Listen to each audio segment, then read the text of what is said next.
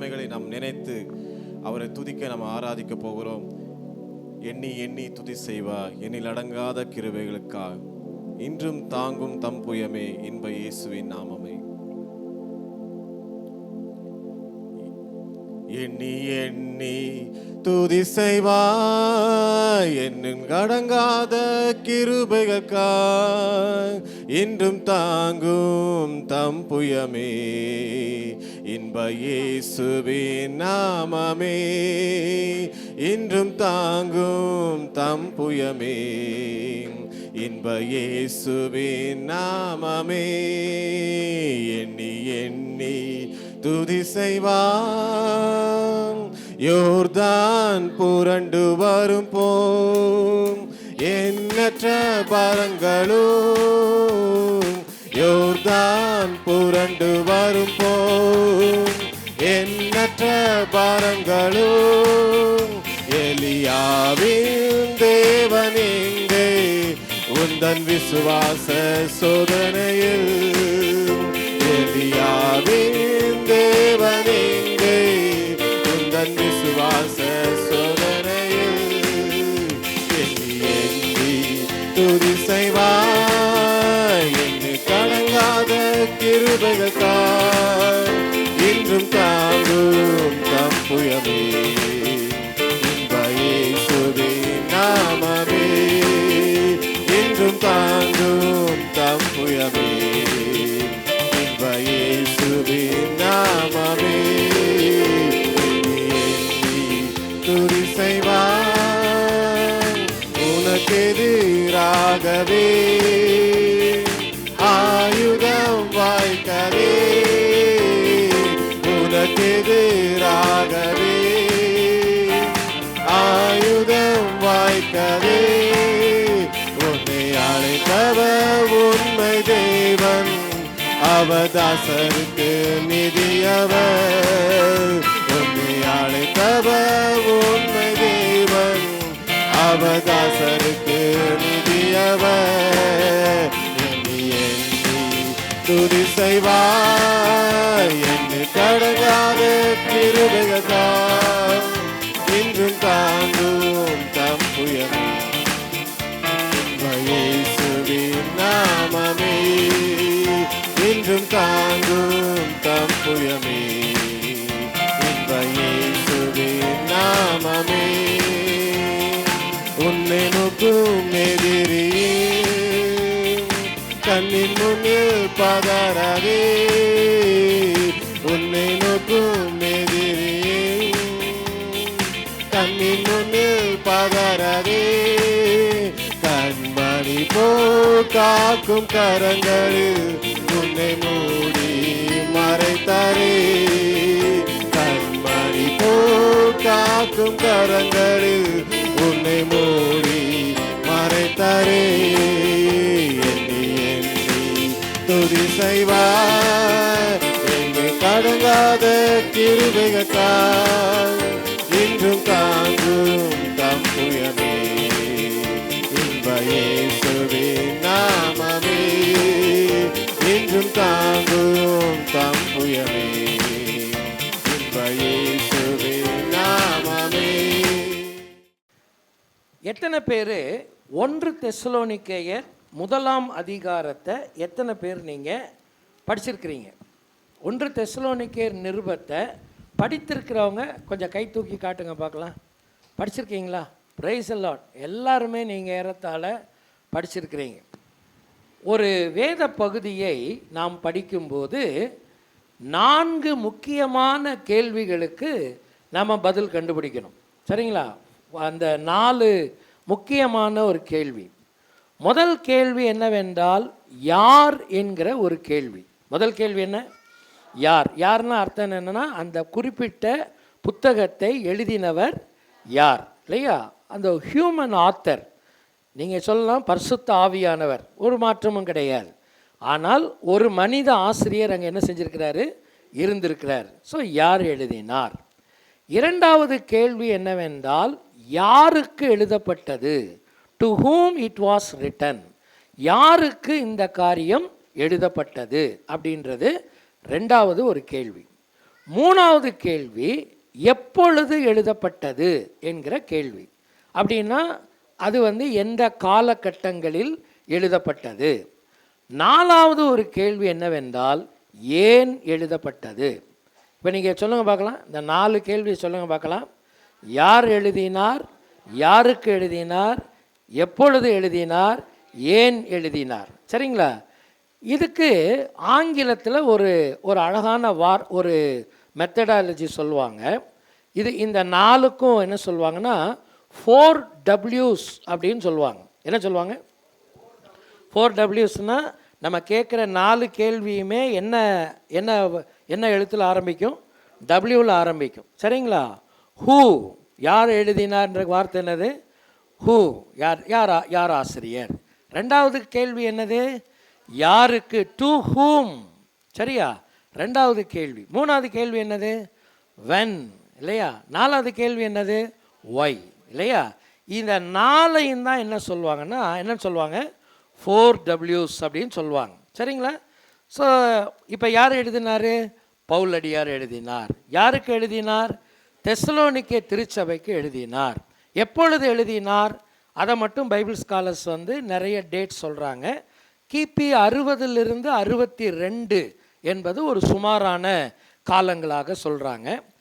ஏன் எழுதினார் என்பது மிக மிக முக்கியமானது. சரிங்களா? ஏன் எழுதினார்? பவுல் தன்னுடைய 2வது மிஷனரி பயணத்திலே அவர் சந்தித்த பட்டணங்களில் ஒன்றுதான் தெசலோனிக்கே பட்டணம். சரிங்களா? அவருடைய 3 மிஷனரி பயணங்கள் அடங்கிய ஒரு பயண குறிப்புகள் வேதத்திலே நமக்கு இருக்கிறது. அப்போஸ்தலர் நடவடிக்கைகளில் படித்தீங்கன்னா அங்கே பவுலுடைய 3 மிஷனரி பயண குறிப்புகள் அங்கே இருக்கிறது. முதலாவது மிஷனரி பயணம், 2வது மிஷனரி பயணம், 3வது மிஷனரி பயணம். சரிங்களா? இதில் இந்த செகண்ட் மிஷனரி ஜேர்னியில் தான் பவுல் இந்த சபையை உருவாக்கினார். அப்போஸ்தலர் நடவடிக்கைகள் 17ஆம் அதிகாரத்திற்கு உங்கள் கவனத்தை நீங்கள் திருப்புவீர்களானால் முதல் 10 வசனங்களிலே நீங்கள் அதற்கான பின்னணிகளை நீங்கள் வாசிக்கலாம். நீங்கள் இப்போ வாசிக்க வேண்டாம், மனசில் வச்சுக்கோங்க. வேணால் நீங்கள் அது ஒரு பென்சிலில் ஒரு ஓரத்தில் அதை நீங்கள் எழுதி கூட வைக்கலாம். அந்த 1 தெசலோனிக்கேயர் மேலேயே அந்த சபை ஸ்தாபிக்கப்பட்ட விஷயத்தை குறித்த விஷயங்களை நீங்கள் அங்கே எழுதி வைக்கலாம். இப்போது இந்த சபைக்கு பவுல் எழுதின கடிதம் ஒரு 3 மாத இடைவெளிகளுக்குள் எழுதப்பட்டிருக்க வேண்டும் அப்படின்னு பைபிள் ஸ்காலர் சொல்கிறாங்க. அதாவது இந்த திருச்சபையை அவர் உருவாக்கி குறைஞ்சபட்சம் எத்தனை மாதத்துக்குள்ள? ஒரு 3 மாதத்துக்குள்ள இந்த கடிதத்தை அவங்களுக்கு அவர் எழுதியிருக்கணும். ஸோ அந்த 3 மாதத்தில் இருக்கிற அந்த சபை எப்படிப்பட்ட சபையாக இருந்திருக்கும்? ஒரு குழந்தை திருச்சபை, இன்ஃபான்ட் சர்ச். என்ன சர்ச் அது? ஒரு குழந்தை திருச்சபை. சரிங்களா? பவுல் எத்தனை நாள் இங்கே ஊழியம் செய்தார் அப்படின்றத அப்போஸ்தலர் 17ஆம் அதிகாரத்தை நீங்கள் படிச்சீங்கன்னா 3 ஓய்வு நாட்கள் என்கிற வார்த்தையை நீங்கள் அங்கே வாசிக்கலாம். எத்தனை வார்த்தை? எத்தனை ஓய்வு நாட்கள்? 3 ஓய்வு நாட்கள்னா 3 சனிக்கிழமைன்னு வச்சுக்கோங்களேன். 3 சனிக்கிழமைனா எத்தனை வாரம்? இப்போ 3 வாரம். 3 வாரத்தில் எத்தனை நாள்? 21 நாள். ஒரு 21 நாள் ஊழியத்தில் உருவான ஒரு குழந்தை திருச்சபை அது. ஆரம்பத்திலேயே அந்த சபையில் அநேகம் பிரச்சனைகளையும் போராட்டங்களையும் அந்த சபையின் மக்கள் எதிர்கொண்டார்கள். ஆண்டவரை விசுவாசித்ததற்காக, ஆண்டவரை நம்பினதற்காக அவர்கள் அடைந்த துயரங்கள் கொஞ்சம் நஞ்சம் கிடையாது. நீங்கள் அந்த பகுதியை படித்து பார்க்கலாம். ஆரம்பத்திலேயே அடியும் உதையும் தான் வாங்கினாங்க அவங்க. பவுல் அந்த ஊரை விட்டு பலவந்தமாக வெளியேற்றப்பட்டார். நீங்கள் 17ஆம் அதிகாரத்தை படித்தீங்கன்னா அவர் உயிரை காப்பாற்றுறதுக்காக உடனிருந்த சகோதரர்கள் அவரை தீவிரமாக அந்த பட்டணத்தை விட்டு என்ன செஞ்சாங்க? வெளியேற்றினாங்க. அதுக்கப்புறம் அவர் வெளியில் வந்த பிறகு தான் இவருடைய மனசெல்லாம் இப்போ யார் மேலே இருக்குது?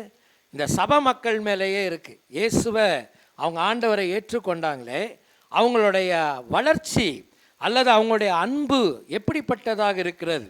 அவங்க பின்வாங்கி போயிருப்பாங்களோ அப்படிங்கிற ஒரு பயத்தோட அவர் இருக்கும்போது தான் 3ஆம் அதிகாரத்தை நீங்கள் எடுத்துக்கொள்வீங்கன்னா you can see the situation there. 3வது அதிகாரத்துக்கு நீங்கள் வாங்க. இப்போ பவுல் அங்கே சொல்கிறாரு, என்ன சொல்கிறார் பாருங்க. 3வது அதிகாரம் 1 வசனத்தில் என்ன சொல்கிறாரு? ஆகையால் நாங்கள் இனி பொறுத்திருக்க கூடாமல், வாசிங்க பார்க்கலாம் அதை. நினைத்து இந்த உபத்திரவங்களினாலே ஒருவனும் அசைக்கப்படாதபடிக்கு உங்களை திடப்படுத்தவும், உங்கள் விசுவாசத்தை பற்றி உங்களுக்கு புத்தி சொல்லவும் நம்முடைய சகோதரனும் தேவ ஊழியக்காரனும் கிறிஸ்துவின் சுவிசேஷத்தில் எங்களுடன் வேலையாளுமாகிய தீமோத்தேயுவை அனுப்பினோம். பவுல் அங்க உள்ள என்டர் ஆக முடியாத ஒரு சூழ்நிலை. அதனால அவர் யாரை அனுப்பி வைக்கிறாரு? தீமோத்தேயுவை அனுப்பி வைக்கிறார். போய் எங்க நிலைமை என்னன்றதை பார்த்துட்டு வா அப்படின்னு அனுப்புறார். இப்போ தீமோத்தேயு போயிட்டு வர்ற வரைக்கும் அவருடைய மனசு போராடிட்டு இருக்குது. ஐயோ என்ன ஆனாங்களோ தெரியல, இந்த மக்கள் எப்படி இருக்கிறாங்க அப்படின்றத அவர் தெரிந்து கொள்ள ரொம்ப ஆர்வமாக இருக்கிறார். 3ஆம் அதிகாரத்தை நீங்கள் தொடர்ந்து படிப்பீங்கன்னா இப்போ தீமோத்தேயு அவங்களுக்கு ஒரு ரிப்போர்ட் கொடுக்கிறார். 6வது வசனத்தை நீங்க வாசிக்கலாம். இப்பொழுது தீமோத்தேயு உங்களிடத்திலிருந்து எங்களிடத்தில் வந்து உங்கள் விசுவாசத்தையும் அன்பையும் குறித்தும் நீங்கள் எப்பொழுதும் எங்களை பட்சமாய் நினைத்துக்கொண்டு நாங்கள் உங்களை காண வாஞ்சியா இருக்கிறது போல நீங்களும் எங்களை காண வாஞ்சியா இருக்கிறீர்கள் என்பதை குறித்தும் எங்களுக்கு நற்செய்தி சொன்னதினாலே, உங்களை குறித்து எங்களுக்கு என்ன சொன்னார்? அவர் நற்செய்தி சொன்னார் இல்லையா? அப்படின்னா தீமோத்தேயு சொன்னாரு, ஐயா ஒன்றும் கவலைப்படாதீங்க, அவங்க ஆண்டவரை விட்டு என்ன செஞ்சு போகலை, விலகி போகலை, ஆண்டவருக்குள்ளே தான் இருக்கிறாங்க, அவங்க உறுதியாக இருக்கிறாங்கன்றத தீமோத்தேயு சொன்னார். இதை கேட்டு மகிழ்ச்சி அடைந்த பவுல் அவர்களுக்கு இந்த கடிதத்தை அவர் எழுதுகிறார். சரிங்களா? இப்போ இந்த கடிதத்தை எழுதுறதனுடைய நோக்கம் என்ன? 1 அதிகாரத்தை நீங்கள் படிச்சீங்கன்னு சொன்னால் அவங்களுடைய இந்த குறுகிய கால வாழ்க்கை, இந்த குறுகிய கால ஆவிக்குரிய வாழ்க்கையில் அவர்களுடைய வளர்ச்சியை அவர் பாராட்டுகிறார். சரிங்களா? அவர்களுடைய ஆவிக்குரிய வாழ்க்கையின் தன்மையை பவுல் பாராட்டுகிறார். அடுத்து 2வது 3வது அதிகாரங்களிலே அவருடைய ஊழியத்தின் தரத்தை குறித்து அவர்களோடு பேசுகிறார். பவுலடியார் அவருடைய ஊழியம் என்ன, அவர் எப்படிப்பட்ட தன்மை உடையவர், அவரோடு இருக்கிறவர்கள் எப்படிப்பட்டவர்கள் என்பதை அவர்களுக்கு அவர் காட்டி கொடுக்கிறார். 4வது 5வது அதிகாரத்தில் அந்த சபை தொடர்ந்து என்ன செய்ய வேண்டும் என்பதற்காக அங்கே அவர் புத்திமதிகளை கூறுகிறார். அப்படின்னா மெயின் சாப்டர் என்ன தெரியுங்களா? 4வது 5வது அதிகாரங்கள். ஏன் எழுதினார் என்கிற கேள்வியை கேட்டுட்டு 4ஆம் அதிகாரம் 1 வசனத்தை நீங்க படிங்க. சகோதரரே, நீங்கள் இன்னென்ன பிரகாரமாய் நடக்கவும் தேவனுக்கு பிரியமாய் இருக்கவும் வேண்டும் என்று நீங்கள் எங்களால் கேட்டு ஏற்றுக்கொண்டபடியே அதிகம் அதிகமாய் தேரும்படிக்கு கர்த்தராகிய இயேசுவுக்குள் உங்களை வேண்டிக் கொண்டு புத்தி சொல்லுகிறோம். இதுதாங்க எழுதப்பட்ட நோக்கம். எதுக்காக எழுதணும்? 3 விஷயம் அங்கே சொல்கிறார் இல்லையா? 3 காரணத்திற்காக இந்த கடிதம் அவர்களுக்கு எழுதப்பட்டது இல்லையா? முதல் காரியம் என்னது? நடக்கவும். முதல் வார்த்தை என்ன வார்த்தை? நடக்கவும். 2வது வார்த்தை என்னது? பிரியமாயிருக்கவும். 3வது வார்த்தை என்னது? தேர்ச்சி அடையவும். சரிங்களா?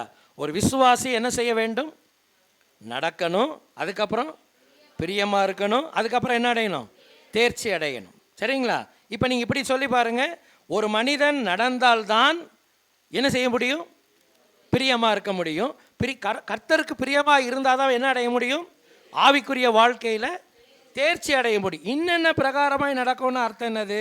அவனுடைய கிறிஸ்தவ நடக்கை இல்லையா?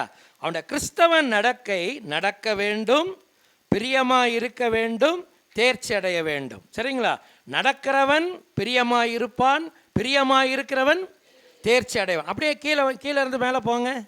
தேர்ச்சி அடைகிறவன் பிரியமாக இருப்பான், பிரியமாக இருக்கிறவன் நடப்பான். சரிங்களா? மேலே கீழே நீங்கள் எப்படி வேணாலும் வரலாம். ஸோ இதான் நோக்கம் இல்லையா? அப்போது ஒரு ஆரோக்கியமான திருச்சபையினுடைய அடையாளங்கள் என்ன? What is the mark of healthy church? நீங்கள் ஒரு ஆரோக்கியமான திருச்சபையாக இருக்கிறீங்கன்னு சொன்னால் உங்களுடைய சபையினுடைய ஆரோக்கியமான வாழ்வுக்கான அடையாளங்கள் என்ன? நம்முடைய சபையை நீங்கள் பில்டிங்கை வச்சு சொல்ல முடியாது இல்லையா? சபைன்றது எதை குறிக்காது? பில்டிங்கை குறிக்காது. இது நம்ம கூடுறதுக்கான ஒரு இடம். இன்றைக்கி நீங்கள் இங்கே இருக்கிறீங்க, இன்னொரு நாளைக்கு எங்கே போவீங்க? நீங்கள் வேறு இடத்துக்கு போகலாம், உங்கள் சொந்த இடத்துக்கு போகலாம், what ever it may be இல்லையா? இடம் நமக்கு பிரச்சனையே கிடையாது. நமக்கு இருக்கிற போர்டு உலக ஒழுங்குக்காக இருக்கிற ஒரு போர்டு இல்லையா? ஹோசன்னா ஏஜி சபை அப்படின்றது என்ன ஒழுங்குக்காக இருக்குது? உலக ஒழுங்கு இல்லையா? World administration. ஒரு நாள் நீங்கள் பரலோகத்துக்கு வரும்போது ஆண்டவர் ரோல் காலை எடுக்க போகிறாரு. திருப்பூரில் இருக்கிற ஹோசன்னா ஏஜி சபை மக்கள் எல்லாம் இங்கே நிற்கவும் நான் சொல்ல போகிறார் ஆண்டவர்? இல்லை இல்லையா? அல்ல எங்கள் சபை பேரை சொல்லியா கூப்பிட போகிறார் ஆண்டவர்? இல்லை. இதெல்லாம் எதுக்காக? உலக பிரகாரமான ஒரு நிர்வாக ஒழுங்குக்காக. அல்லேலூயா. இதெல்லாமே நம்முடைய வேர்ல்டு அட்மினிஸ்ட்ரேஷனுக்காக இல்லையா? ஸோ இந்த அடிப்படையில் இந்த உலகத்தில் வாழும்போது எனக்கு இதெல்லாம் முக்கியமே கிடையாது. எனக்கு போர்டு முக்கியம் கிடையாது, அட்மினிஸ்ட்ரேஷன் முக்கியம்தான். ஆனால் அதிலேயே நான் ரொம்ப மூழ்க வேண்டிய அவசியம் கிடையாது. எனக்கு ஒரு பெரிய கட்டடம் அவசியம்தான், ஆனால் கட்டடத்திலே கான்சன்ட்ரேட் பண்ண வேண்டிய அவசியம் கிடையாது. ஆனால் தேவனுக்கு ஏற்ற திருச்சபையாக என்னுடைய திருச்சபை ஆரோக்கியமான அடையாளங்களுடன் வளர வேண்டும். சபைன்னா யாரப்போ? இங்கே உட்கார்ந்துருக்கிற நீங்கள் ஒவ்வொருத்தரும் தான் யார்? தேவனுடைய சபை இல்லையா? நீங்கள் ஜீவனுள்ள தேவனுடைய ஆலயமாய் இருக்கிறீர்களே அப்படின்னு பைபிள் சொல்லுது இல்லையா? இப்போ பவுல் முதல் அதிகாரத்தில் ஒரு ஆரோக்கியமான சபையாக இவர்கள் வளருகிறார்கள் என்பதற்கான அடையாளங்களை அவர் மிக தெளிவாக சொல்லுகிறார். சரிங்களா? நான் இன்னைக்கு உங்களுக்கு சொல்ல போகிற காரியங்கள் எல்லாம் இதுவரைக்கும் நீங்கள் கேட்டதே கிடையாது, இப்போ தான் நீங்கள் கேட்குறீங்கன்னா நான் சொல்ல மாட்டேன். சரிங்களா? நான் ஏற்கனவே நீங்கள் கேட்ட விஷயமா இருக்கலாம், ஆனால் அதை நம்ம கொஞ்சம் என்ன செய்ய போகிறோம்? இன்றைக்கி நம்ம மறுபடியும் என்ன செய்ய போகிறோம்? ஒரு ரிமைண்ட் பண்ண போகிறோம். சரிங்களா? எனக்கும் இந்த வாழ்க்கைக்கு என்ன இருக்குதான்னு பார்க்க போகிறோம். நம்ம தொடர்பு நிலை எவ்விதமாக இருக்கிறது இல்லையா? முதல் விஷயம் என்ன? முதல் அதிகாரத்தில் கடைசி 2 வசனங்களை நீங்க படிங்க. ஏனெனில் அவர்கள் தாமே எங்களை குறித்து உங்களிடத்தில் நாங்கள் அடைந்த பிரவேசம் இன்னதென்பதை ஜீவனுள்ள மெய்யான தேவனுக்கு ஊழியம் செய்வதற்கு நீங்கள் விக்கிரகங்களை விட்டு தேவனிடத்திற்கு மனம் திரும்பினதையும் அவர் மரித்தோரிலிருந்து எழுப்பினவரும் இனி வரும் கோபாக்கினை நின்று நம்மை நீங்களாக்கி ரட்சிக்கிறவருமாய் இருக்கிற அவருடைய குமாரனாகிய இயேசு பரலோகத்திலிருந்து வருவதை நீங்கள் எதிர்பார்த்து கொண்டிருக்கிறதையும் அறிவிக்கிறார்களே. இங்கிருந்து நம்ம போகலாமா? ஒரு ஆரோக்கியமான சபையினுடைய முதல் அடையாளம் என்ன அப்படின்னு பார்த்தீங்கன்னா, இன்னைக்கு என்ன வாசிக்கிறோம்? இப்போ என்ன படிச்சீங்க? அந்த கடைசி வசனத்துக்கு வரும்போது என்ன படித்தோம்? மிக தெளிவாக பவுல் அங்கே என்ன சொல்கிறாரு? என்ன படிச்சீங்க நீங்கள்? இல்லை அதுக்கு முன்னாடி பாருங்கள். ஏனெனில் அவர்கள் தாமே எங்களை குறித்து உங்களிடத்தில் நாங்கள் அடைந்த பிரவேசம் இன்னதென்பதையும் ஜீவனுள்ள மெய்யான தேவனுக்கு ஊழியம் செய்வதற்கு நீங்கள் விக்கிரகங்களை விட்டு தேவனிடத்திற்கு மனம் திரும்பினதையும் அறிவிக்கிறார்களே. கடைசியில் எப்படி முடிக்கிறாரு? நீங்கள் மனம் திரும்பினதை குறித்து என்ன செய்கிறாங்க அப்படின்னா, ஒரு ஆரோக்கியமான சபையினுடைய முதல் அடையாளம் என்ன? மனம் திரும்புதலை உறுதி செய்கிறவர்கள். சொல்லுங்க பார்க்கலாம். மனம் திரும்புதலை உறுதி செய்கிறவர்கள். எந்த ஒரு கிறிஸ்தவன் தன்னுடைய மனமாற்றத்தை தன்னுடைய கிறிஸ்தவ வாழ்க்கையிலே உறுதி செய்யவில்லையோ அவன் நிச்சயமாக ஒரு நல்ல கிறிஸ்தவனாக இருக்கவே முடியாது. அப்போ அதுக்கு முன்னாடி கேட்க வேண்டிய முதல் கேள்வி என்ன? மனம் திரும்புதல் என்றால் சொல்லுங்க. என்னங்கய்யா ரொம்ப பேசிக்காக கேட்குறீங்களே. நாங்கள்லாம் மனம் திரும்பாமலாம் இங்கே உட்காந்துருக்குறோம். நம்ம எல்லாருக்கும் இது வாழ்க்கையில் நடந்திருக்குன்றதில் எனக்கு மாற்றம் கிடையாது. ஆனால் அதை ஒரு ஒரு ஒரு சாட்சியாக சொன்னால் எப்படி அதை நான் சொல்கிறது? அதை ஒரு ஒரு கூற்றாக நான் எப்படி சொல்வது? மனம் திரும்புதல் என்றால் என்ன அப்படின்னு ஒரு கேள்வி கேட்டால் நீங்கள் அதுக்கு என்ன பதில் சொல்வீங்க? ஒரு ஒரு ஏதாவது ஒரு உங்களுக்கு சொல்கிறதுக்கு ஒரு சில வார்த்தைகள் இருக்கணுமா இல்லையா? இல்லையா? அப்படி கேட்கும்போதே நீங்கள் என்ன சொல்லணும்? ஆண்டவருடைய பிள்ளைங்க, நீங்கள் நிறைய ஊழியத்தில் இன்வால்வ் ஆகுறீங்க. அப்போ நீங்கள் போய் மனம் திரும்புதலை பற்றி பிரசங்கம் பண்ணுறீங்க. மனம் திரும்புதல் என்றால் என்னன்னு யாராவது கேட்டாங்கன்னா நீங்கள் சரிங்க, நீங்கள் மனம் திரும்ப சொல்கிறீங்களே, மனம் திரும்புதல் என்றால் என்ன? இதுக்கு பிப்ளிக்கலாக நீங்கள் என்ன அர்த்தம் சொல்வீங்க? பைபிளில் வர்ற அந்த வேர்டு இருக்குது பார்த்தீங்களா, என்ன வார்த்தை? மனம் திரும்புதல். என்ன வார்த்தை அது? மனம் திரும்புதல். ஆங்கிலத்தில் என்ன சொல்கிறோம் நம்ம? ரிப்பன்டன்ஸ், இல்லையா?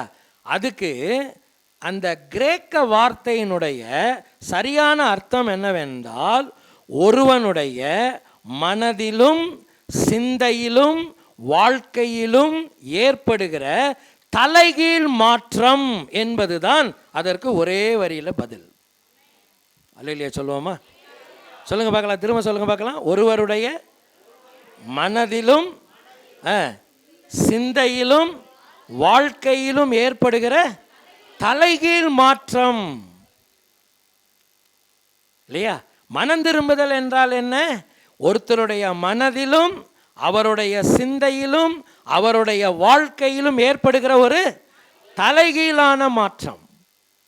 சரி, தலைகீழான மாற்றம் என்பதை எப்படி புரிந்து கொள்வது?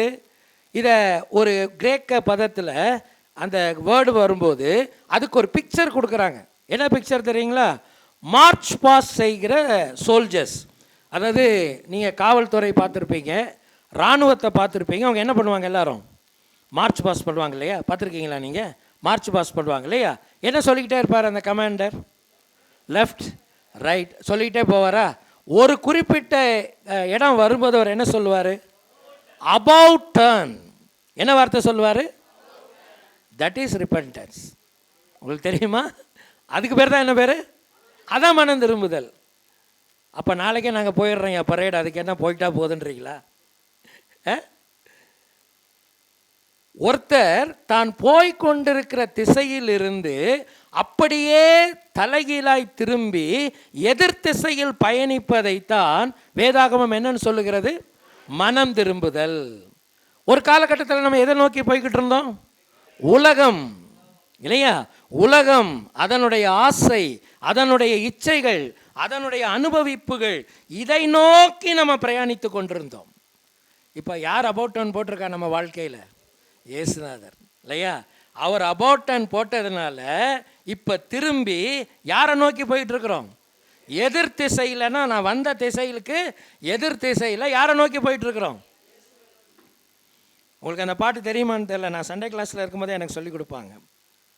உலகம் என் பின்னே, உங்களுக்கு தெரியுமா? நான் இயேசுவை என்ன செய்வேன்? பின் செல்லுவேன், இல்லையா?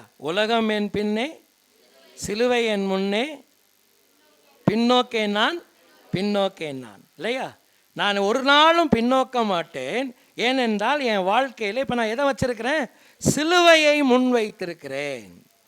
இப்போ பவுல் சொல்கிறாரு, நீங்கள் எதிலிருந்து ரட்சிக்கப்பட்டீங்க? விக்கிரகங்களிலிருந்து மனம் திரும்பினீர்கள். விக்கிரகத்தின் இடத்தில் இருந்து ஜீவனுள்ள தேவனிடத்திற்கு வந்திருக்கிறீங்க. உங்களுக்கு ஒரு நல்ல ஒரு வேர்ட் பிக்சர் என்ன தெரியுங்களா? விக்கிரகங்கள் என்ன செய்யாது? பேசாது, முகராது, பார்க்காது, செயல்படாது, இல்லையா? ஜீவனுள்ள தேவன் சொல்லுங்க, பார்க்கிறார், கேட்கிறார், பேசுகிறார், செயல்படுகிறார், இல்லையா? அப்போ ஒரு இன்ஆக்டிவான லைஃப்ல இருந்து இப்போ நீங்கள் என்ன லைஃப்க்கு வந்திருக்கிறீங்க? ஆக்டிவ் லைஃப்க்கு வந்திருக்கிறீங்க. ஹல்லேலூயா. செயல்படாத வாழ்க்கையில் இருந்து என்ன வாழ்க்கைக்கு வந்திருக்கிறீங்க? செயல்படும் வாழ்க்கைக்கு வந்திருக்கிறீங்க. அதுதான் மனம் திரும்புதல், இல்லையா? பவுல் சொல்றாரு, மனம் திரும்புதலை உறுதி செய்கிற சபை தான் உண்மையான சபை. சபைக்குள்ளே வர்றவங்க எல்லாம் மனம் திரும்பினவங்களா இருக்கணுமா? கண்டிப்பாக. இன்னைக்கு புதுசாக 2 பேர் வர்றாங்கன்னு வச்சுக்கோங்க ஆலயத்துக்கு, கண்டிப்பாக மனம் திரும்பினவர்களை தவிர யாரும் உள்ளே வரக்கூடாதுன்னு போர்டாக போட்டிருக்கிறீங்க பின்னாடி. சொல்லுங்கள், இங்கே என்ன செய்யலாம் சொல்லுங்கள்? ரோட்டில் ஒருத்தர் பார்க்குறாரு, மேலே ஏதோ சர்ச்சு நடக்குது, உள்ளே போகலான்னு வந்தால் விடுவீங்களா விட மாட்டிங்களா? அவருக்கு தான் முதல்ல வாங்க சார், ப்ளீஸ் கம், வெல்கம், வாங்க வந்து உட்காருங்க, இல்லையா? அதுக்கு தான் நான் உட்காந்துருக்குறோம் இங்கே. அப்போ சபைக்குள்ளே வர்ற ஒருத்தர் என்ன செய்யாமல் வரலாம்? மனம் திரும்பாமல் வரலாம். ஆனால் சபைக்குள்ளே வந்த பிறகு சொல்லுங்கள், இங்கே இருக்கிறவங்க யாராக தான் இருக்கணும்? மனம் திரும்பினவங்க தான் இங்கே எல்லாம் இருக்கணும், இல்லையா? மனம் திரும்பினவர்கள் தான் உள்ளே இருக்கணும்.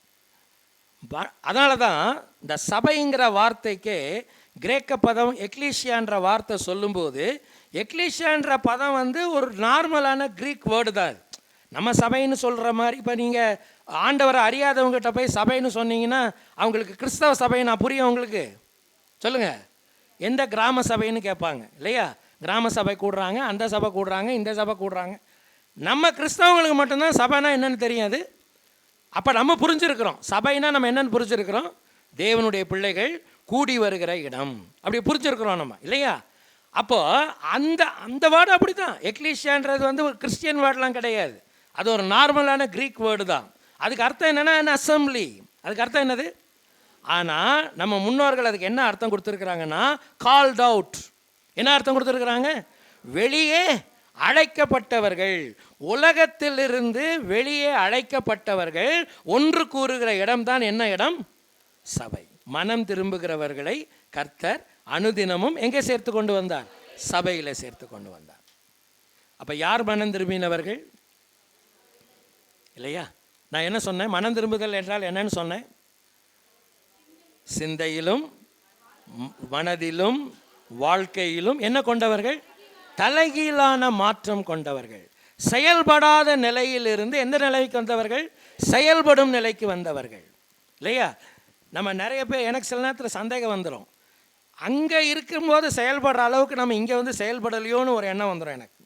அப்போ அவங்க எப்படிப்பட்ட மக்கள்? அவர்கள் மனம் திரும்புதலை வாழ்க்கையிலே உறுதி செய்தவர்கள்.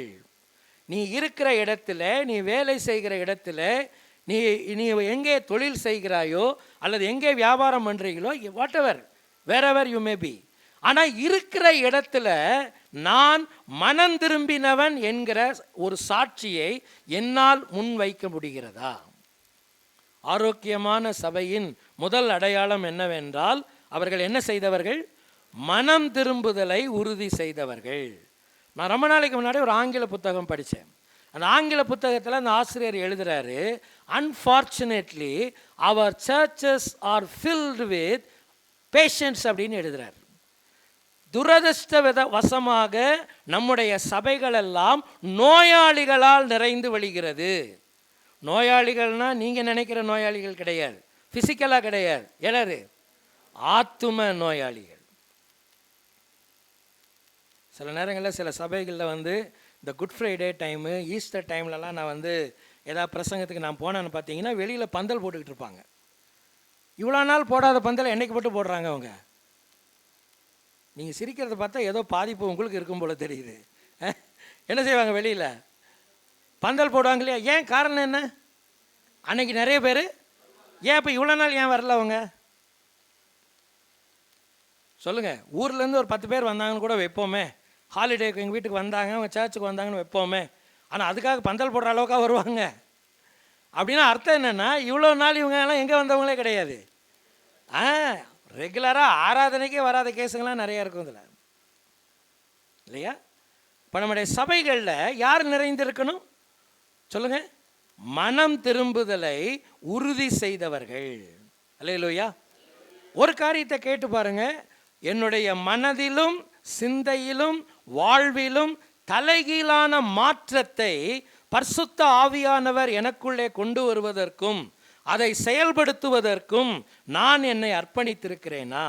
மனம் திரும்புதலுக்கேற்ற கிரியைகள் எனக்குள்ளே நிறைவேறுகிறதா? ஆலயத்துக்குள்ளே வரும்போது மட்டும்தான் நான் கிறிஸ்தவனாக இருக்கிறேனா, அல்லது எல்லா நேரத்துலையும் நான் சொல்லுங்கள் கிறிஸ்தவனாக இருக்கிறேனா? நம்பர் 1. இரண்டாவது, அவர்கள் எப்படிப்பட்டவர்கள்?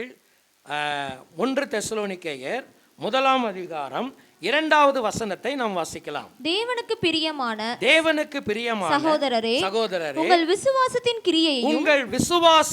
கிரியையையும் உங்கள் அன்பின் பிரயாசத்தையும் நம்முடைய கர்த்தராகிய இயேசு கிறிஸ்துவின் மேலுள்ள உங்கள் நம்பிக்கையின் பொறுமையையும் நம்முடைய பிதாவாகிய தேவனுக்கு முன்பாக நாங்கள் இடைவிடாமல் நினைவு கூர்ந்து நீங்கள் தெரிந்து கொள்ளப்பட்டவர்கள் என்று நாங்கள் அறிந்து. போதும். நீங்கள் தெரிந்து கொள்ளப்பட்டவர்கள் என்று நாங்கள் அறிந்து கொண்டோம். எதை வச்சு அறிந்து கொண்டோம்? 3 விஷயம். நீங்கள் நல்லா கவனிங்க. There are 3 things. இந்த முன்னாடி வசனத்தில் பாருங்க. என்னென்ன காரியம்? விசுவாசத்தின் கிரியை, அன்பின் பிரயாசம், நம்பிக்கையின் பொறுமை. எல்லாம் சேர்ந்து சொல்லுவோமா? விசுவாசம் கிரியை செய்ய வேண்டும், அன்பு பிரயாசப்பட வேண்டும், 3வது நம்பிக்கையில் என்ன இருக்கணும்? பொறுமை இருக்கணும். இந்த 3ஐயும், விசுவாசம், அன்பு, நம்பிக்கையின் பொறுமை, இந்த 3ஐயும் அவர்கள் உறுதி செய்தார்கள். எனவே பவுல் என்ன சொல்றாருன்னா, நீங்க சந்தர்ப்பத்திற்காக கிறிஸ்தவர்களாக மாறினவர்கள் அல்ல, நீங்கள் உங்களுடைய வளர்ச்சியையும் உறவையும் நிரூபித்தவர்கள். அல்லேலூயா. ஒரு கிறிஸ்தவன் தன்னுடைய மனம் திரும்புதலை மாத்திரம் அல்ல, அந்த மனம் திரும்புதலின் அவசியமான அடுத்த கட்டமாகிய வளர்ச்சியின் பாதையை அவன் உறுதி செய்ய வேண்டும். அல்லேலூயா. நம்ம மனம் திரும்புறது குழந்தையாக பிறக்கிற மாதிரி தான். அப்புறம் என்ன இருக்கணும் நமக்குள்ள? சொல்லுங்க. வளர்ச்சி இருக்கு. என்ன? எப்படி வளர்ச்சி நிரூபிக்கிறது? விசுவாசம் கிரியை செய்யணும், அன்பு பிரயாசப்படணும், நம்பிக்கை. இந்த நம்பிக்கையின் பொறுமைன்றத நீங்கள் கிரேக்க பதத்திலிருந்து சரியாக மொழிபெயர்க்கணும்னா, நம்பிக்கையில் மன உறுதி என்று அதை மொழிபெயர்க்கலாம். என்ன சொல்லலாம்? நம்பிக்கையில் பொறுமைனா நிதானமாக அப்படி ஒரு மெதுவாக வர்றது அப்படிலாம் கிடையாது, மன உறுதி. அப்போ என்ன இருக்கணும்? விசுவாசம் கிரியை செய்யணும், அன்பு பிரயாசப்படணும், நம்பிக்கை மன உறுதியோடு இருக்கணும். அல்லேலூயா. அப்போ அவங்களுடைய வாழ்க்கையை எப்படி வச்சுக்கிட்டாங்க? அவங்க என்னைக்கு விசுவாசத்துக்குள்ளே வந்தாங்களோ அன்னையிலிருந்து அவங்க விசுவாசத்தை அவங்க சும்மா வைக்கல, அதை என்ன செய்ய வச்சாங்க? அதை கிரியை செய்ய வச்சாங்க. யாக்கோபு 2ஆம் அதிகாரத்தில் யாக்கோபு எழுதுறாரு, கிரியைகள் இல்லாத விசுவாசம் செத்தது. நீங்கள் 2வது, எனக்கு ரொம்ப டைம் இல்லை, நீங்கள் 2வது உங்களுக்கு வசனம் தெரியும், அதனால் நான் தைரியமாக சொல்கிறேன். அதே 2ஆம் அதிகாரத்தில் இன்னொரு இடத்துல சொல்வார், பேய்களும் கூட என்ன செய்கிறது? விசுவாசித்து நடுங்குகிறது. நம்ம விசுவாசம் 2 நிலையில் இருக்கக்கூடாது. எப்படி இருக்கக்கூடாது? 2 நிலையில். முதல் நிலை என்ன? நான் கொஞ்சம் பின்னாடி சொன்னதை முன்னாடி வச்சுக்கோங்க. பேய்கள் கூட என்ன செய்யுது? விசுவாசித்து. அப்படின்னா சாத்தானுக்கு கூட ஜீவனுள்ள தேவனை பற்றி என்ன இருக்கிறது? பயம் இருக்கிறது. ஜீவனுள்ள தேவன் என்றால் அவன் என்ன செய்கிறான்? நடுங்குகிறான். அதுக்காக நாமும் அருமையானவர்களே, பிரியமானவர்களே, சாத்தானை போல நாமும் கர்த்தருக்கு பயந்து நடுங்குவோம்னு நீங்கள் பிரசங்கம் பண்ணுவீங்களா? உங்களெல்லாம் பார்த்தா கொஞ்சம் சந்தேகமாக தான் இருக்குது எனக்கு. சொல்லுது இல்லைங்க பைபிளு, பிசாசுகள் கூட என்ன செய்யுது ஆண்டவருக்கு? அப்படி நீங்கள் சொல்லிடுவீங்களா? பிசாசுகள் பயந்து நடுங்குவதை போல நாமும் பயந்து நடுங்குவோம்னு பிரசங்கம் பண்ணிடுவீங்களா? உங்களுக்கே புரியலையோ? முடியாது. ஏன் முடியாது? என்ன வித்தியாசம்? பிசாசுகள் பயந்து நடுங்கும், ஆனால் கீழ்ப்படியாது. புரியுதா உங்களுக்கு நான் சொல்கிறது? பிசாசுகள் கடவுளுக்கு என்ன செய்யும்? சத்தமாக சொல்லுங்கள். பயந்து நடுங்கும், ஆனால் என்ன செய்யாது? கீழ்ப்படியாது. பயந்து நடுங்கும், ஆனால் ஆண்டவருக்கு கீழ்ப்படியாது. கீழ்ப்படியாமை தானே பாவத்தினுடைய ஆரம்ப கட்டமே, இல்லையா? அப்போ இந்த விசுவாசத்துக்கு என்ன பேர் தெரியுங்களா? அதாவது டீமனைஸ்டு ஃபெய்த் அப்படின்றாங்க இதுக்கு பேர். இந்த ஃபெய்த்துக்கு பேர் என்ன பேர்? சத்தமாக சொல்லுங்களேன். டீமனைஸ்டு ஃபெய்த் அப்படின்னா என்னது? பேய்த்தனமான விசுவாசம். உங்கள் யாருக்குள்ளே என்ன விசுவாசம் இருக்கக்கூடாது? பேய்த்தனமான விசுவாசம் என்ன தெரியுங்களா? ஐயோ ஆண்டவரெலாம் ரொம்ப பயப்படுவேன் சார், நான் ஆண்டவரை நம்புகிறேன் சார்னு சொல்கிறது, ஆனால் வாழ்க்கையில் எங்கேயும் என்ன செய்கிறது? ஆண்டவருக்கு கீழ்ப்படுகிறதே கிடையாது. இதுக்கு பேர் தான் என்ன பேர்?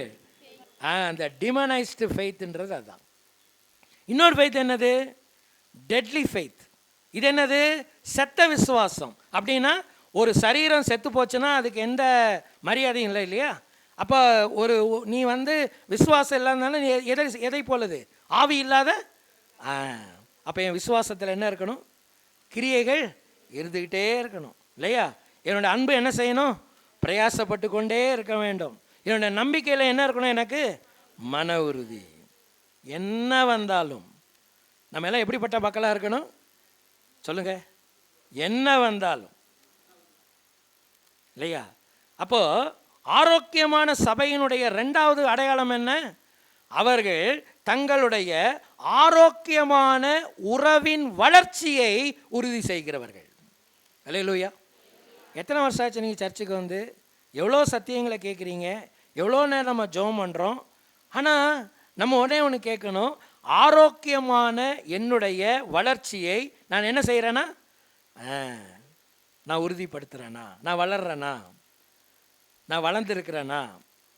இந்த வளர்ச்சி அப்படின்றதுல 3 விஷயம் பவுல் சொல்கிறார். விசுவாசம்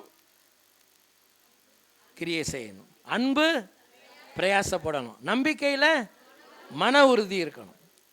இதில் நான் வளர்ந்துருக்கிறேன்னா தான் என்னுடைய கிறிஸ்தவ வாழ்க்கையில் நான் ஒரு ஆரோக்கியமான உறவின் வளர்ச்சியில் இருக்கிறேன். அல்லேலூயா. ரைட். முதலாவது ஆரோக்கியமான சபையின் முதல் அடையாளம் என்ன? தங்கள் மனம் திரும்புதலை நிரூபிக்கிறவர்கள். 2வது ஆரோக்கியமான உறவின் வளர்ச்சியை நிரூபிக்கிறவர்கள் இல்லையா? ஆண்டவர் நமக்கு அத்தனைக்கும் கணக்கு கேட்பாரா கேட்க மாட்டாரா? சொல்லுங்க, கேட்பாரா கேட்க மாட்டாரா? கேட்பார். எவ்வளோ வாடகை கொடுக்குறோம் அந்த பில்டிங்க்கு ஒரு மாதத்துக்கு, எவ்வளோ எலக்ட்ரிசிட்டிக்கு பே பண்ணுறோம், எவ்வளவு இங்கே காசு நம்ம ஸ்பெண்ட் பண்ணுறோம், எல்லாமே ஒரே காரணத்துக்காக தான். என்ன காரணத்துக்காக? நான் அவரை அறிகிற அறிவில் என்ன செய்யணும்? ஆமாம், that is the only aim here. இவ்வளோ எதுக்கு செய்கிறான்னா அதான் ஒரே ஒரு காரணம் தான். அல்லேலூயா. ரைட். 3வது, நம்பர் 3, ஒரு ஆரோக்கியமான சபையின் 3வது அடையாளம் என்ன அப்படின்னு கேட்டிங்கன்னா, நீங்கள் பாருங்கள், 5வது வசனத்துக்கு நீங்க வாங்க. 5வது வசனம். எங்கள் சுவிசேஷம் உங்களிடத்தில் வசனத்தோட மாத்திரமல்ல வல்லமையோடும் பரிசுத்த ஆவியோடும் முழு நிச்சயத்தோடும் வந்தது. நாங்களும் உங்களுக்குள்ளே இருந்தபோது உங்கள் நிமித்தம் எப்படிப்பட்டவர்களாய் இருந்தோம் என்று அறிந்திருக்கிறீர்களே. பவுல் சொல்லும்போது ஒரு வார்த்தையை எங்க சொல்றாரு, எங்கள் சுவிசேஷம். இந்த வார்த்தையெல்லாம் கொஞ்சம் சேர்த்து சொல்லுங்க பார்க்கலாம். என்ன அர்த்தம் அதுக்கு? எங்கள் சுவிசேஷம்னா என்ன அர்த்தம்? அப்ப இன்னொருத்தர் சொன்ன சுவிசேஷமும் சொல்லுங்க இருக்கு இல்லையா? இன்னொரு சுவிசேஷமும் இருக்கு. அப்படின்னு அர்த்தம் என்னது? பவுல் இருந்த காலத்துல நிறைய போலியான செய்திகள் சுவிசேஷம் என்கிற பெயர்ல அங்க ஓடிக்கிட்டே இருந்துச்சு. கலாத்திய சபை உண்மையான சுவிசேஷத்தை விட்டுட்டு என்ன சுவிசேஷத்துக்கு போயிட்டாங்க? போலியான சுவிசேஷத்துக்கு போயிட்டாங்க. கலாத்தியர் 1ஆம் அதிகாரத்துக்கு வாங்க. கலாத்தியர் 1ஆம் அதிகாரத்துக்கு திருப்புங்க. அங்க பவுல் சொல்றாரு பாருங்க, அக்கில வாசிங்க. உங்களை கிறிஸ்துவின் கிருபையினாலே அழைத்தவரை நீங்கள் இவ்வளவு சீக்கிரமாய் விட்டு வேறொரு சுவிசேஷத்திற்கு திரும்புகிறதை பற்றி நான் ஆச்சரியப்படுகிறேன். வேறொரு சுவிசேஷம் இல்லையே. சிலர் உங்களை கலகப்படுத்தி கிறிஸ்துவனுடைய சுவிசேஷத்தை புரட்ட மனதா இருக்கிறார்களே அல்லாமல் வேறே அல்ல. போதும். அப்பனா வேறொரு சுவிசேஷம் இருக்கா இல்லையா? இருக்கா இல்லையா? இருந்துச்சு, அன்னைக்கு இருந்துச்சு, இன்னைக்கு இருக்கா இல்லையா? இருக்கு. எல்லாம் கையில் பைபிள் தான் வச்சுருக்கிறாங்க. அதான் பிரச்சனையே. நம்ம குழப்பமாயிருது. எல்லாரும் கையில் என்ன தான் வச்சுருக்கிறாங்க? பைபிள் தான் வச்சுருக்கிறாங்க. எல்லாரும் யாருடைய பேரை தான் சொல்கிறாங்க? ஆண்டவருடைய பேரை தான் சொல்கிறாங்க. இப்போ நமக்கு இங்கே தான் பகுத்தறிவு வேணும் இல்லையா? பவுல் சொல்கிறாரு, எங்கள் சுவிசேஷம் உங்களிடத்தில் எப்படி வந்தது? வசனத்தோட மாத்திரமல்ல. வசனத்தோட மாத்திரமல்லன்னா அர்த்தம் என்னது? வசனத்தோடனா நீங்கள் வேத வசனத்தோட நினச்சிடாதீங்க. வெறும் வார்த்தையோட இல்லைன்னு அர்த்தம். இதுக்கு என்ன அர்த்தம்? வெறும் வார்த்தையினால மட்டும் இல்லை. எதோட வந்தது? வல்லமையோடும் பரிசுத்த ஆவியோடும் முழு நிச்சயத்தோடும் வந்தது. அந்த வசனத்தை நீங்க ஏத்துக்கிட்டீங்க. நீங்க என்ன செஞ்சீங்க? அந்த வசனத்தை என்ன செஞ்சீங்க? நீங்க ஏத்துக்கிட்டீங்க. அப்படின்னா உங்களுக்கு என்ன அறிவு இருந்துச்சு? பகுத்தறிவு. எது சரியான செய்தி, யார் சரியான நபர்கள், இதை பகுத்தறியக்கூடிய தன்மை உங்களுக்கு இருந்ததற்காக ஆண்டவருக்கு நான் நன்றி. கீழே சொல்றார் பார்த்தீங்களா, உங்களுக்குள்ளே இருந்தபோது உங்கள் நிமித்தம் நாங்கள் எப்படிப்பட்டவர்களாக இருந்தோம். அப்படின்னா என்ன நடக்கையோடு நாங்கள் உங்கள்கிட்ட இருந்தோம், என்ன செய்தியை நாங்கள் சொன்னோம். சரியான செய்தியையும் சரியான ஊழியர்களையும் பகுத்தறியக்கூடிய பகுத்தறிவுடன் அந்த சபை இருந்தது. அல்லேலூயா, சத்தமாக சொல்லுங்களேன். இன்னைக்கு பாஸ்டர்ஸுக்கு இருக்கிற ஒரு பெரிய சேலஞ்ச் என்ன தெரியுங்களா? சரியான நல்ல திருச்சபைக்கும் நல்ல போதகர்களுக்கும் இருக்கிற ஒரு பெரிய சவால் என்னவென்றால், திருச்சபையின் மக்களை கள்ள போதகரிடத்தில் இருந்தும் கள்ள செய்தியினிடத்தில் இருந்தும் அவங்கள காப்பாற்றுறத படுற பாடுதான். அல்லேலூயா. அதில் ஒரு பெரிய சேலஞ்ச் அன்னைக்கு இருந்துச்சு, இன்னைக்கு இருக்குது. அது நீங்கள் நல்லா தெரிஞ்சுக்கோங்க. அதுக்கு தான் நமக்கு இந்த சபையின் ஐக்கியமும் இந்த போதனைகளும் மிக மிக முக்கியம். நீங்கள் சரியான செய்தியிலும் சரியான நடத்தையிலும் நீங்கள் பலப்படணும். அல்லேலூயா, இல்லையா? அப்போ நமக்கு என்ன வேணும்? பகுத்தறிவு வேணும். என்ன பகுத்தறிவு வேணும்? ஆவிக்குரிய பகுத்தறிவு வேணும். சொல்லுங்க பார்க்கலாம். We are all need of spiritual discernment. Pavul இதுக்காக தான் ஜெபம் பண்ணார். உங்களுக்கு தெரியுமா? ஒரு சபைக்காக ஜெபம் பண்ணும்போது அவர் இதுக்காக தான் ஜெபம் பண்ணார். பிலிப்பியர் 1ஆம் அதிகாரத்துக்கு வாங்க, 9வது வசனத்தை வாசிங்க. பிலிப்பியர் 1ஆம் அதிகாரம் 9வது வசனத்தை படிங்க. மேலும் நல்லா கவனிங்க, எல்லாரும் எடுத்துட்டீங்களா? பிலிப்பியர் 1:9. உத்தமமானவைகளை நீங்கள் ஒப்புக்கொள்ளத்தக்கதாக உங்கள் அன்பானது அறிவிலும் எல்லா உணர்விலும் இன்னும் அதிகமாய் இருக்க. அடுத்து 2 சொல்றாரு, நம்ம அது 2 போக வேண்டாம், இதோட நின்றுக்குவோம். பவுல் அவங்களுக்காக என்ன ஜெபம் பண்றாரு? மேலும் நீங்கள் எதை ஒத்துக்கணும்? உத்தமமானவைகளை ஒப்புக்கொள்ள. என்ன அர்த்தம்? படிச்சிருக்கோம்ல, நம்ம என்னைக்கா யோசிச்சிருக்கோம். உத்தமமானவைகளை ஒப்புக்கொள்ள வேண்டும் அப்படின்னா எப்படி நான் புரிஞ்சுக்கிறேன் அந்த வார்த்தை? எது சரியோ சொல்லுங்க பார்க்கலாம். எது சரியோ அதை நான் என்ன செய்ய வேண்டும்? ஒப்புக்கொள்ளனா என்னது? ஏற்றுக்கொள்ள வேண்டும். எது சரியானதோ, எது நேர்மையானதோ, உத்தமமானவைகளை அப்படின்னா அது நேர்மையானது, அது சரியானது. நேர்மையான ஒன்றை சரியான ஒன்றை ஒப்புக்கொள்ளுதல்னா ஏற்றுக்கொள்ளத்தக்கதாக என்ன அடையணும்? என்னுடைய அன்பு, த லவ் டுவார்ட்ஸ் காட். கடவுளோடு எனக்கு இருக்கிற அன்பு 2 விஷயத்தில் பெருகணும். எதில் பெருகணும்? நீங்கள் படிங்க, அந்த பைபிளில் படிக்க 9ஆம் வசனம். முதல்ல அன்பு எதில் பெருகணும்? அறிவிலும் உணர்விலும். இப்போ நீங்கள் இது எல்லாத்தையும் ஒன்றா சேர்த்து சொல்லுங்க. எது சரியானதோ, எது நேர்மையானதோ அதை நான் ஏற்றுக்கொள்ள வேண்டும் என்றால் என்னுடைய தேவன் மேல் இருக்கிற என்னுடைய அன்பு எதில் பெருகணும்? 2 விஷயத்தில் பெருகணும். அன்பு இருந்தால் மட்டும் போதாது. அன்புக்கு 2 அடையாளங்கள் இருக்கணும். என்ன இருக்கணும்? அறிவு, உணர்வு. இந்த அறிவுன்ற வார்த்தைக்கு தான் கிரேக்க பதம், சரியான பதம் என்னவென்றால் பகுத்தறிவு. உங்கள் அன்புக்கு என்ன இருக்கணும்? Your love is need discernment. உங்களோட அன்புக்கு என்ன வேணும்? பகுத்தறிவு வேணுங்க. அன்பு இருந்தால் மட்டும் போதாது. அந்த அன்புக்கு எது சரியானதோ, எது நேர்மையானதோ அதை மட்டுமே நான் ஏற்றுக்கொள்வேன் என்கிற அதை என்ன செய்யணும்? நீங்கள் அதை பகுத்து உணரணும். அப்புறம் உணர்வு. உணர்வுன்ற வார்த்தைக்கு அர்த்தம் என்ன தெரியுங்களா? கிரீக் வேர்டோட சரியான மீனிங் என்னென்னா புரிந்து கொள்ளுதல், understanding. So what I need in my Christian love? First I am need of discernment, spiritual discernment. Second thing என்னது? Right understanding. சொல்லுங்க பார்க்கலாம். சரியான பகுத்தறிவும் சரியான புரிந்து கொள்ளுதல் எனக்கு தேவை. சரியான பகுத்தறிவும் சரியான புரிந்து கொள்ளுதலும் எனக்கு தேவை. அப்பதான் என்னுடைய அன்பு என்ன செய்யும்? ஆண்டவருக்குள்ள பெருகும். ஏன்னா அப்பதான் அது என்ன செய்யும்? எது சரியானதோ எது நேர்மையானதோ அதை என்ன செய்யும்? ஏற்றுக்கொள்ளும். நீங்கள் எனக்கு டைம் இல்லை, நீங்கள் 2ஆம் அதிகாரத்தை வீட்டில் போய் உட்காந்து படித்து பாருங்கள். இந்த 2ஆம் அதிகாரத்தில் இந்த கள்ள ஊழியர்கள், இந்த போலியான ஆட்கள் இருப்பாங்க இல்லையா, அவங்கள பற்றிலாம் பவுல் நிறைய சொல்கிறாருங்க. அவங்க மார்க் என்னன்னு சொல்கிறார். ஆரோக்கியமான சபையின் முதல் அடையாளம் என்ன? அவர்கள் மனம் திரும்புதலை நிரூபிக்கிறவர்கள். 2வது ஆரோக்கியமான சபையின் அடையாளம் என்ன?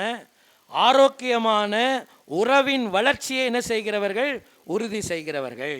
3வது ஆரோக்கியமான திருச்சபையின் 3வது அடையாளம் என்ன? அவர்கள் என்ன செய்கிறவர்கள்? சரியான செய்தியை மாத்திரம் என்ன செய்கிறவர்கள்? ஏற்றுக்கொள்ளுகிறவர்கள். அப்படின்னா அவங்க என்ன உள்ளவர்கள்? அவர்கள் பகுத்தறிவு உள்ளவர்கள், ஆவிக்குரிய பகுத்தறிவு நிறைந்தவர்கள்.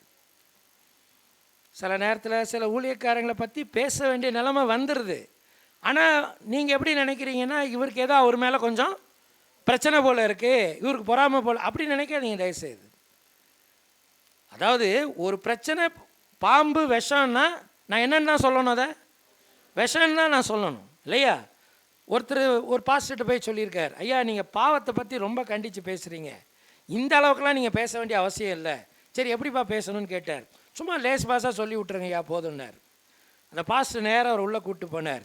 அங்கே நிறைய கெமிக்கல்ஸ் வச்சுருந்தாங்க. அதில் ஒன்று சயனைடு இருந்தது. உங்களுக்கு தெரியல சயனைடு எவ்வளோ கொடூரமான விஷயம்னு. அவர் சொன்னார், இந்த சயனைடு அங்கே இருக்குப்பா, இதை எப்படி போட்டோம்? ஐயா கொடூரமான விஷயம் ஐயா. சரி இப்போ அதுக்கு பக்கத்தில் என்ன எழுதி போடலான்னு கேட்டார். அவன் பதறி போய் சொன்னான், தயவுசெய்து யாரும் பக்கத்தில் கூட என்ன செஞ்சிடாதீங்க, வந்துடாதீங்க. இதை எப்படி வைங்க? தூரமாக வைங்க. தெரியுதுல்ல? உனக்கு புரியுதில்லப்போ? இதை விட கொடியது பாவம் அப்படின்னார் போதகர். அதை விட கொடியது பாவம். அப்போ பாவத்தை எப்படின்னு தான் சொல்லணும்? ஆமாம், வேறு வழி இல்லை. நீங்கள் ஆடுகள், நாங்கள் மேய்ப்பர்கள்னா, ஒரு மேய்ப்பன் தன் ஆடுகள் கிட்ட சில விஷயங்களை சொல்லி இதுதான் அப்படின்னு சொல்லித்தான் ஆகணும், வேறு வழி இல்லை. ஆனால் உங்களுக்கு என்ன வேணும்? You need right discernment. சரியான செய்தி, சரியான நபர்களை வாழ்க்கையிலே அடையாளம் காண்பதற்கு நீங்கள் பழகியிருக்க வேண்டும். 3வது காரியம். 4வது ஒரு ஆரோக்கியமான சபையினுடைய அடையாளம் என்ன? 6வது வசனத்தை படிக்கலாம். நீங்கள் மிகுந்த உபத்திரவத்திலே பரிசுத்த ஆவியின் சந்தோஷத்தோடு திருவசனத்தை ஏற்றுக்கொண்டு எங்களையும் கர்த்தரையும் பின்பற்றுகிறவர்களாகி இவ்விதமாய் மக்கதோனியாவிலும் அகாயாவிலும் உள்ள விசுவாசிகள் யாவருக்கும் மாதிரிகளானீர்கள். You have become models. ஒரு மாதிரி ஆயிடக்கூடாது இல்லையா? நீங்கள் என்ன மாதிரின்னு சொல்கிறார் அவர்? முன்மாதிரிகளாய் மாறினீர்கள். என்னவா மாறினீங்க? முன்மாதிரிகள். எப்படி முன்மாதிரிகளாக மாறினீங்க? இந்த 2 விஷயத்தை மட்டும் சொல்கிறேன். பாஸ் எனக்கு சொன்ன டைம் நிறைவடையும் நினைக்கிறேன். 4வது விஷயம் என்ன? அங்கே என்ன படிக்கிறோம் நம்ம? மிகுந்த உபத்திரவத்திலே பரிசுத்தாவியானவரின் சந்தோஷம். நான் இதை எப்படி சொல்கிறது? ஒரு ஆரோக்கியமான சபை எப்படி இருக்கும் சொல்லுங்க, நீங்களே சொல்லுங்க. இந்த வசனத்தை எப்படி புரிஞ்சுக்குவீங்க? எதிர்மறையான அனுபவங்களில் பரிசுத்தாவியானவரின் நிறைவை உணர்தல். சொல்லுங்க பார்க்கலாம், கொஞ்சம் வாய் திறந்து சொல்லுங்களேன். எதிர்மறையான அனுபவங்களில் ஆவியின் நிறைவை எங்க மட்டும் உணரக்கூடாது? சொல்லுங்க. இந்த கட்டடத்துக்குள்ள வந்த பிறகு மட்டும் உணரக்கூடாது. நான் சொல்றது உங்களுக்கு எதாவது பிரச்சனை இருக்கா? இல்லைப்பா சார், அதெல்லாம் இந்த போகிறப்பவே கதவை சாத்திட்டு போயிட வேண்டியதா, அடுத்த வாரம் வந்து பார்த்துக்கலாம், அப்படியா? சொல்லுங்க சொல்லுங்க. பரிசுத்த ஆவியானவரின் நிறைவை எங்க உணரணும்? வாழ்க்கையின் எதிர்மறையான அனுபவங்களில், இன் யுவர் நெகட்டிவ் சிச்சுவேஷன்ஸ் இல்லையா? வாழ்க்கையில் எப்போவுமே எல்லாமே என்ன அனுபவங்களாக இருக்காது, நேர்மறையான அனுபவங்களாக இருக்காது. என்ன வரும் வாழ்க்கையில்? சொல்லுங்க. எதிர்மறையான அனுபவங்கள் உண்டு, போராட்டங்கள். நீங்கள் நல்லா கவனிங்க. 2 எதிர் வார்த்தைகளை பவுல் அங்கே ஒன்று சேர்க்கிறார். முதல் எதிர் வார்த்தை என்னது? மிகுந்த உபத்திரவத்தில். அந்த வார்த்தையே பாருங்களேன், என்ன சொல்றாரு? அடுத்த வார்த்தை என்ன சொல்றாரு? சந்தோஷன்றார். இது ஒரு எக்ஸ்ட்ரீம், அது ஒரு எக்ஸ்ட்ரீம் இல்லையா? மிகுந்த உபத்திரம் ஒரு எக்ஸ்ட்ரீம், அடுத்த என்ன எக்ஸ்ட்ரீம்? சந்தோஷன்றது அடுத்த எக்ஸ்ட்ரீம். இதை 2ஐயும் ஒன்றா சேர்த்து சொல்கிறார் பவுல். அல்லேலூயா. அதுதான் கிறிஸ்தவ வாழ்க்கை. புரியுதா உங்களுக்கு? எதிர்மறையான நேரங்களிலும் அனுபவங்களிலும் பரிசுத்த ஆவியானவரின் நிறைவை உணர்தல். அப்படின்னா பரிசுத்த ஆவியானவரின் நிறைவு என்பது உணர்ச்சிகளில் மாத்திரம் வெளிப்படக்கூடாது. எங்கேயும் வெளிப்படணும். சொல்லுங்க, எங்க வெளிப்படணும்? அது வாழ்க்கையில் வெளிவரணும். அல்லேலூயா. சத்தமா சொல்லுங்களேன். எதிர்மறையான சூழ்நிலையில் பரிசுத்த ஆவியின் நிறைவை வெளிப்படுத்திய ஒரு மனுஷனை பைபிளில் உங்களுக்கு சொல்ல முடியுமா? ஞாபகம் வருதா உங்களுக்கு? யோபை விடுங்க, புதிய ஏற்பாட்டுக்கு வாங்க, அவரும் தான், நான் இல்லைன்னு சொல்லலை. ஸ்தேவான், வெரி குட். ஸ்தேவானை எல்லாரும் என்ன எரிச்சாங்க? கல்லெரிச்சாங்க. நீங்களும் நான் என்ன பண்ணியிருப்போம்? நீங்களாம் நல்லாவே இருக்க மாட்டாடா, உன் குடும்பம் நல்லா இருக்காதுடா, அப்படி தானே. ஆண்டவரே இவங்களெல்லாம் சும்மா வெட்டுறாதீங்க சார், இவனை எல்லாம் கல்ல நாய் மாதிரி கல்லை விட்டு அடிக்கிறாங்க சார். அவன் சொல்கிறான், ஆண்டவரே இவர்களை என்ன செய்ய மன்னிங்க. அந்த கல்லடி விழுகும் போதும் உலகத்தை பார்க்காம பரலோகத்தை பார்த்தான் பார்த்தீங்களா? அவன் தான் ஆவியில் நிறைந்தவன். அல்லேலூயா. நீ உரசப்படும் போது, நீ சோதிக்கப்படும் போது, நீ சீண்டப்படும் போது, நீ தூண்டப்படும் போது, அதுக்கு ரியாக்ஷனை நீங்கள் பாசிட்டிவாக கொடுக்குறீங்க பார்த்தீங்களா? அங்கே தான் ஆவியின் நிறைவு விளங்குகிறது. அல்லேலூயா.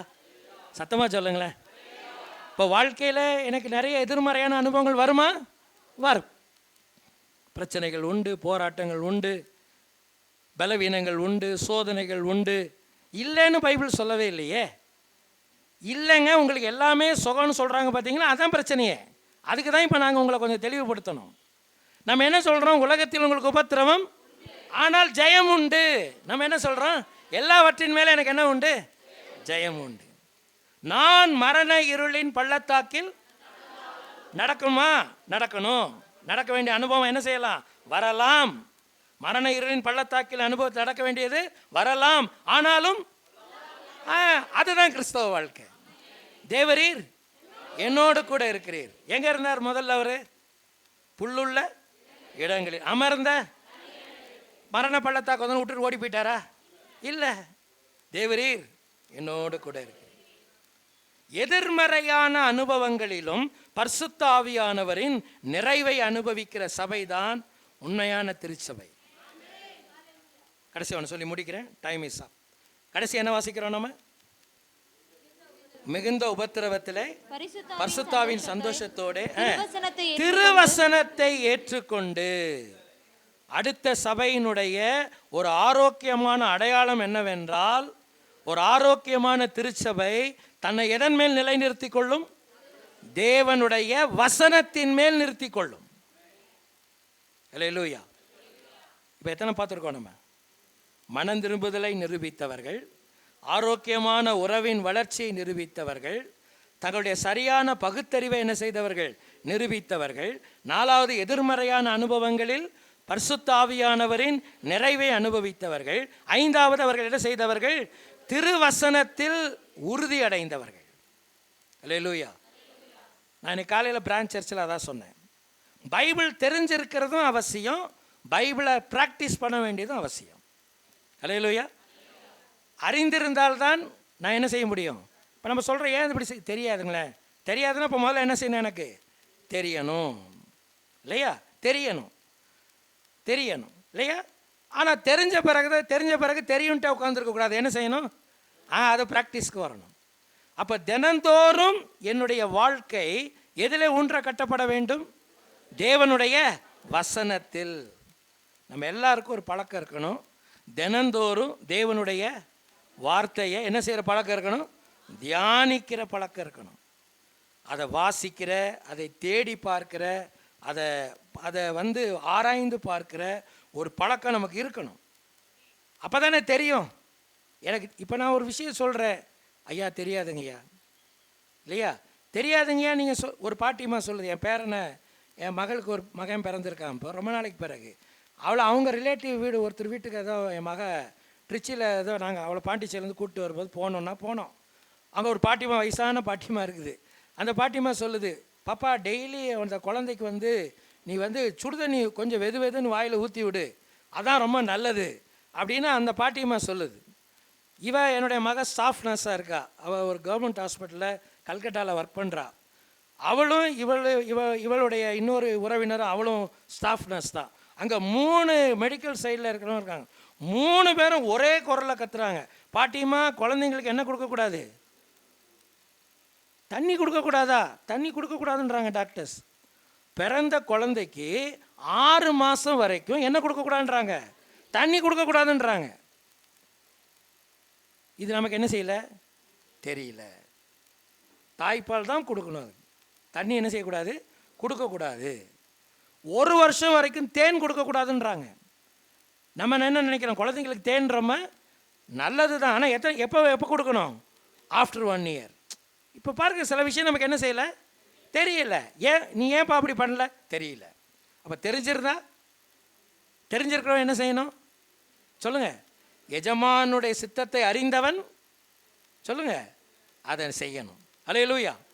எஜமானுடைய சித்தத்தின்படி அறிந்தும் அதன்படி செய்யாதவன், பைபிள் வசனம் தெரியுமா உங்களுக்கு, அநேக அடிகள் அடிக்கப்படுவான். எஜமானுடைய சித்தத்தை சொல்லுங்களேன், எஜமானுடைய சித்தத்தை அறிந்தும் அதன்படி செய்யாதவன் என்ன செய்வான்? எஜமானுடைய சித்தத்தை அறியாமல் அதன்படி செய்யாதவன் சில அடிகள் அடிக்கப்படுவான். அப்போ நிறைய அடி யாருக்கு தான்? இப்போவே பயமாக இருக்குதுல்ல, நம்ம தான் தெரிஞ்சவங்க, அடி நமக்கு தான் ரொம்ப ஒழுங்குமோ. முடிக்கலாமா? நான் யார்? இந்த உலகத்தில் நான் ஒரு சபையாக இருக்கிறேன் என்றால், என்னுடைய சபை இப்போ ஒரு தனி நபர். சபைன்றது எங்கே ஆரம்பிக்குது? It start with the individual. இங்கே நீங்கள் ஒரு குடும்பமாக இங்கே வர்றீங்கன்னு வைங்களேன், 4 பேர், கணவன் மனைவி 2 பிள்ளைங்க வர்றீங்கன்னு வைங்க. நீங்கள் 4 பேரும் முதல்ல தனித்தனி ஆளுங்க தானே ஃபஸ்ட்டு, இண்டிவிஜுவல். அப்புறம் என்ன ஆகுது, அது குடும்பம். அந்த மாதிரி ஒரு 10 குடும்பம் வர்ற இடம் தான் என்னது, சபை. அப்போது சமுதாயத்தில் மாற்றம் வரணும்னா எங்கே மாற்றம் வரணும்? தனிநபர் வாழ்க்கையில் மாற்றம் வரணும். தனிநபர் வாழ்க்கையில் மாற்றம் வந்தால் அது எதை பாதிக்கும்? குடும்பத்தை பாதிக்கும். குடும்பத்தில் மாற்றம் வந்தால் எதை பாதிக்காது? சபையை பாதிக்கும். சபை பாதிக்கப்பட்டால், ஒரு நல்ல பாதிப்பு இருந்தால், இந்த சபை இருக்கிற சமுதாயத்துக்குள்ளே என்ன செய்யும்? ஒரு நல்ல பாதிப்பு என்ன செய்யும்? வரும். ஜெபிக்கலாமா? தலைகளை தாழ்த்துவோம், கண்களை மூடுவோம். இந்த காலை நேரத்தில் ஆண்டவருடைய சத்தத்தை நீங்கள் கேட்டிருக்கிறீர்கள். ஆண்டவர்கிட்ட கேளுங்க, ஆண்டவரே, நான் கேட்ட இந்த எல்லா தேவனுடைய வார்த்தைகளும், ஒருவேளை ஆண்டவர் உங்களோடு பேசினார், உங்களோடு இடைப்பட்டார், உங்களுக்கு ஏதோ சில இடத்துல உணர்வுகள் வந்திருக்கிறது என்றால், உங்களை சிரம் தாழ்த்தி ஆண்டவருக்கு ஒப்புக் கொடுங்கள். எங்கே பேசினாரோ அங்கே உங்களை சமூலமாய் கர்த்தருக்கு ஒப்புக் கொடுங்கள். ஆமாண்டவரே, நான் உணர்கிறேன், என்னுடைய தவறுதலை உணர்கிறேன், என் தடுமாற்றத்தை உணர்கிறேன், எனக்கு தெரியுது. இன்னைக்கு ஆண்டவர் என்னோட பேசியிருக்கிறீங்க, இந்த காலை நேரத்தில் பேசியிருக்கிறீங்க. நான் ஒரு ஆரோக்கியமான திருச்சபையாய் நான் வளரணும். இந்த சபையில் என்னுடைய பாதிப்புகள் எல்லாம் ஒரு நேர்மறையான ஒன்றாக இருக்க வேண்டும். எனக்கு உதவி செய்யும். நேசிக்கிற நல்ல ஆண்டவரே, இந்த நல்ல காலை ஆராதனை வேளைக்காக நன்றி. மறுபடியும் நீர் எங்களோடு கூட பேசினீர். உடைய தெளிந்த சத்தத்தை நாங்கள் கேட்டோம். கீழ்ப்படியும் இருதயத்தை எனக்கு தாரும், எங்களுக்கு தாரும். இந்த திருச்சபை ஆசீர்வதியும். இயேசுவின் நாமத்தில் பிதாவே.